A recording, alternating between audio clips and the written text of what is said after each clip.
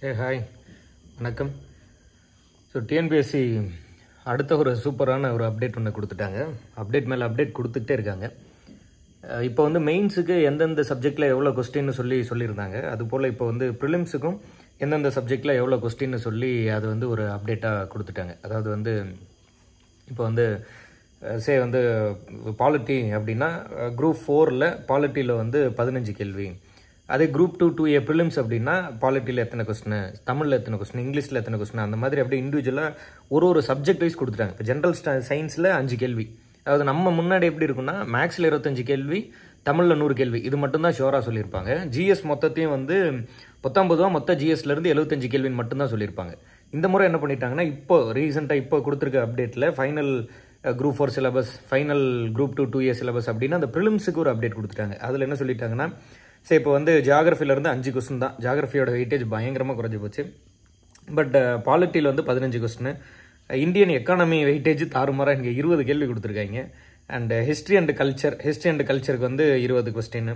And அதே போல் எப்பவும் போல் நமக்கு வந்துட்டு அந்த ஆப்டிடியூட் அதில் வந்து 25 கொஸ்டின். இதை வந்து சொல்லிட்டாங்க. மொத்தம் வந்து 6 யூனிட்டாக பிரிச்சுட்டாங்க. பார்ட் பியில் ரீசனிங் அது ஏற்கனவே இருக்குது, அதே சிலபஸ் தான். ரீசனிங்னு அப்படியே இருக்குது. அண்ட் யூனிட் 8ன்னு ஒரு டாபிக் இருந்தது, அது காணவில்லை.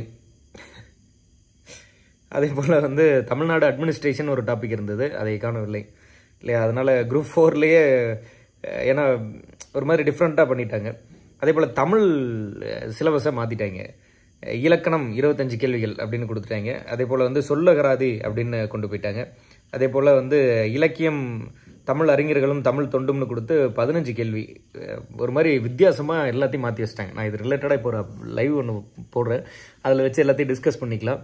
நான் அந்த பிடிஎஃப் வந்து உங்களுக்கு நம்மளோட டெலிகிராம் சேனலில் ஷேர் பண்ணியிருக்கேன். இல்லைனா டிஎன்பிஎஸ்சியோட அஃபீஷியல் வெப்சைட்டில் இருக்குது, போய் பாருங்கள். என்னென்னத்தையும் மாற்றி வச்சுருக்காங்க, அது என்னென்னு பாருங்கள். நம்ம தொடர்ந்து படிப்போம். 2A ப்ரிலிம்ஸையும் மாற்றிட்டாங்க. நான் அதை ஒரு முறை அனலைஸ் பண்ணிட்டு அதுக்கப்புறம் ஒரு லைவில் வீடியோ அது பண்ணிடுறேன். அதுக்குள்ளே பிடிஎஃப் நம்ம டெலிகிராம் சேனலில் கொடுக்குறேன், நீங்கள் போய் அதை ஒரு முறை பாருங்கள்.